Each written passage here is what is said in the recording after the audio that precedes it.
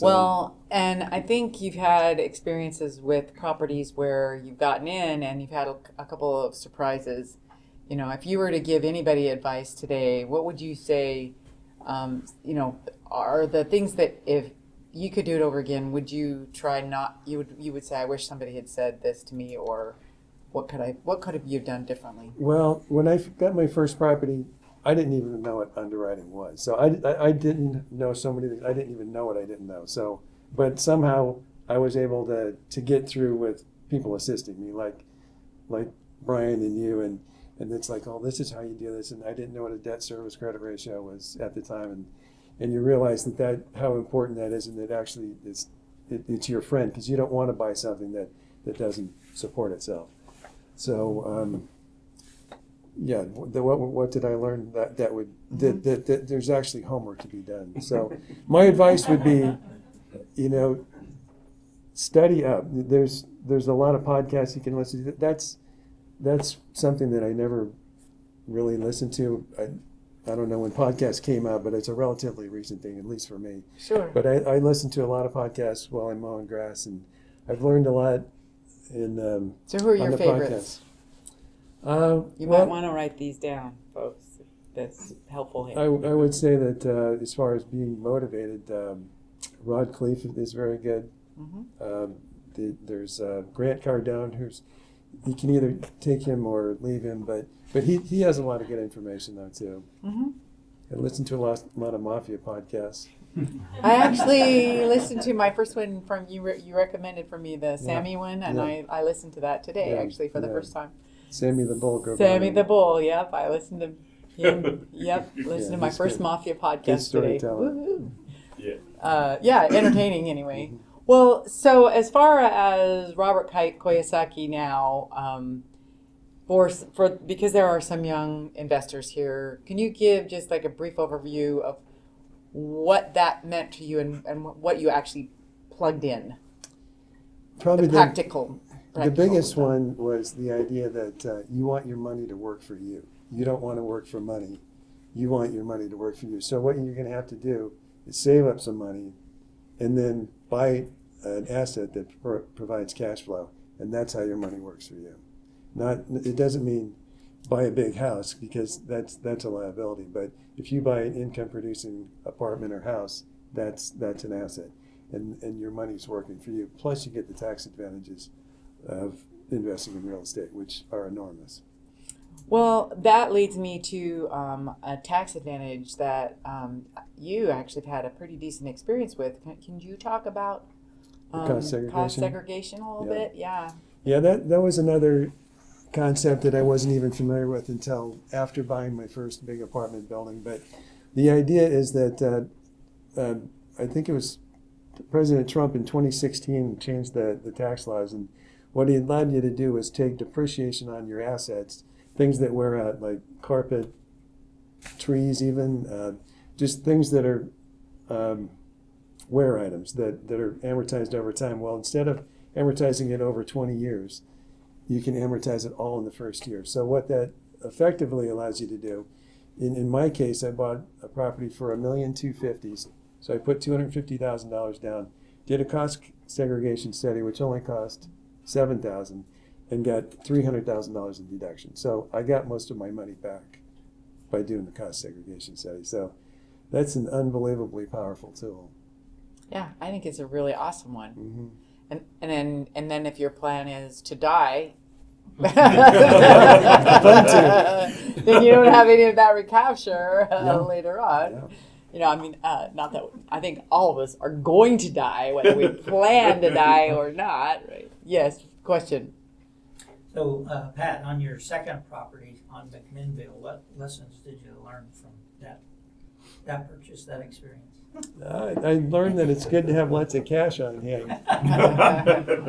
That property was in worse condition than I'd anticipated, and ended up having to evict more or less everyone and redo the apartments because they were rough. But here was another thing that I learned, and it's a valuable lesson. So the cash flow, the monthly rent went from approximately $400 to $425. So you know it's a pretty low-end apartment. But after investing the capital to improve the apartments, they came back at approximately 800. On average, 23 units bring in 800. So basically almost double your cash flow. Almost doubled the cash Just- flow, and what that allowed me to do was refinance it, and this was all within about a year. So when I refinanced it, I was able to take almost exactly the amount of money that I'd put into it. I got back, and then the property nearly doubled in its appraised value. So it went from 780 to 1,525,000. But there was a little bit of nail biting going Yeah. on. Yeah, so that would be a lesson: is make sure you have plenty of money. Make sure you're well financed.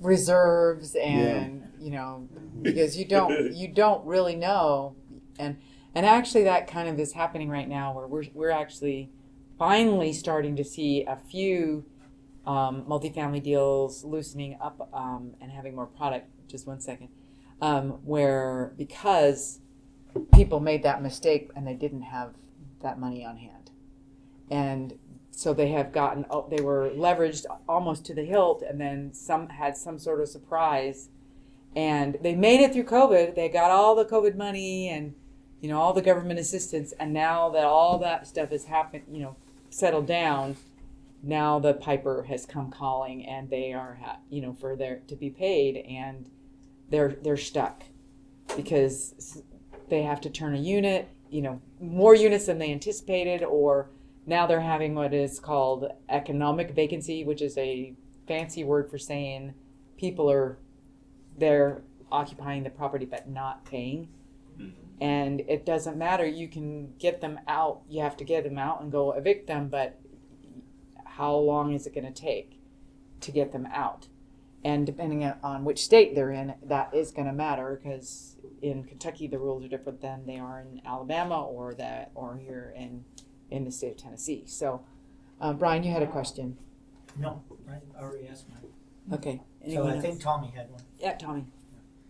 Could you go into specifics around the McMinnville property where y'all had to do a lot of evictions? Like, was that you tore one Band-Aid off all at once and you just had massive vacancy, or did you stagger some of them? It was worse than the Band-Aid all at once. It was just taking everything. I had to evict almost everything because no one paid.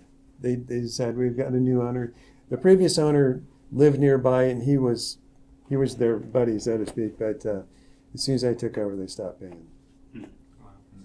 So, He had a good property manager that took over for him, that helped out, who happens to be sitting in this room.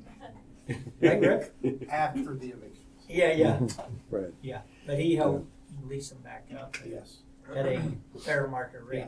Full disclosure, I was not part of the eviction. No. eviction. Right, Yeah. but no. Yeah, it's You a helped process him I turn don't everything around. hope to repeat. I wouldn't do that again. Nor Not would on we want purpose. you How to. long did that whole process take from you closing to all those evictions? Approximately 12 months. Yeah. So yeah, right. Having to make payments This is in the a meantime. cautionary tale for sure. Mm-hmm. So the rent income loss was for 1 year. Yeah. Not 100% loss, but pretty close. But the property looks beautiful. Yeah, it's a nice little property now. And his value of what he gets now and what it appraises at, and to be able to take out, to use as collateral or, for things. So it is ended up, he has turned, lemons to lemonade for sure. Yeah, it's the forced equity. I didn't know what that was at first, but now I know what it Yeah. is. So forced equity into it. Yeah. Well, so then, what's your next horizon? Where do you want to go next? I don't know. Haven't decided yet? No. That's fair. That's a fair question. So any questions from you? Yes, go ahead. When you're not doing a deep value add for these triple net lease properties, what yield are you looking for when you underwrite, CVS or Dollar General? What do you mean in percentage terms? Yeah. Probably around 10%. Okay. It's pretty good for a triple Yeah. net. Yeah, the Dollar Generals, they go for 15-year leases. The one I bought was 2 years old, and so every 5 years the lease goes up 10%. Okay. And so I refinanced that too, which was very helpful. So I went from a cash flow of about $1,000 a month to $2,000, and once the first 5-year term goes, it'll go to like $4,500. So what's the term difference to so CVS compared to Dollar General? I really don't know. I don't know what the details are. I just know CVS is bigger, but I don't know. Just more money. Yeah, I've never looked into Yes. You mentioned doing the 1031 exchange, and then when you pass away, the kids have to pay the step-up basis. I don't know the answer to this, but if you put the properties in a trust, will they still have to pay that? that. Yeah, no, the point is they don't have to pay it. Okay. Yeah, that's the beauty of it. The taxes accrue, but they never get paid because they don't have to. And that's the other point is you don't have to cheat on anything because the tax, if you study it enough, you'll find out that the laws are in your favor, because the gist of it is the government doesn't want to be in the housing business, so they give incentives for you and me to invest in housing for working people. That's the bottom line of it.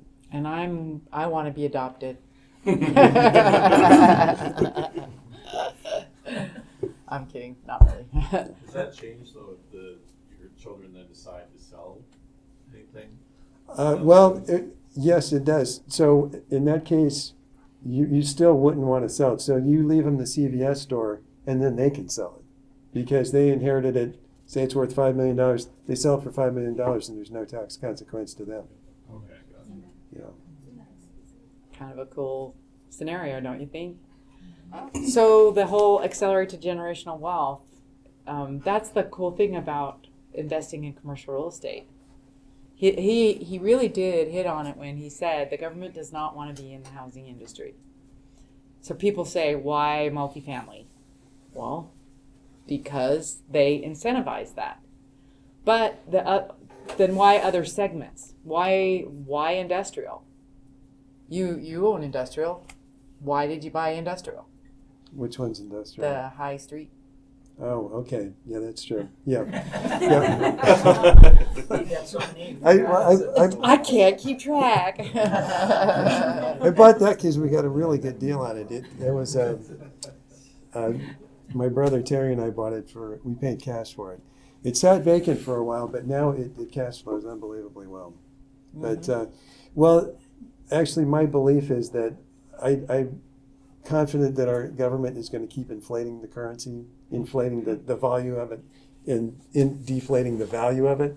So buying a hard asset at a fixed price just seems to me the way to go. And unless you think the government is going to make the dollars worth more all the time and pay off the debt, I'm not taking that bet. And so that's the basis of my philosophy, is that the dollar's just going to go down in value eventually. And if you play that, that's why you'll start buying property. Yep. And you do own some residential properties. How well has your Airbnb stuff worked out for you? That worked out real well. That was a property that we bought almost exactly a year ago. We had bought You have it. really cool artwork in it. I know for a fact. Yeah, do you have a picture on it?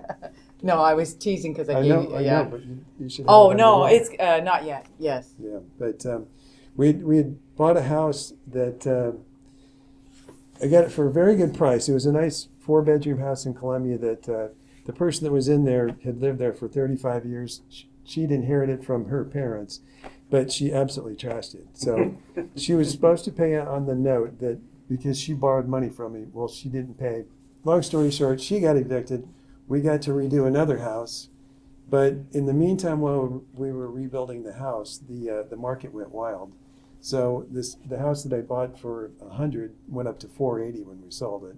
So we took the $480 and then bought a real trophy asset house in another neighborhood, and we immediately put it to use as a short-term rental, and that's worked quite well. And it's adorable. Yeah. It's very well done, I have to say.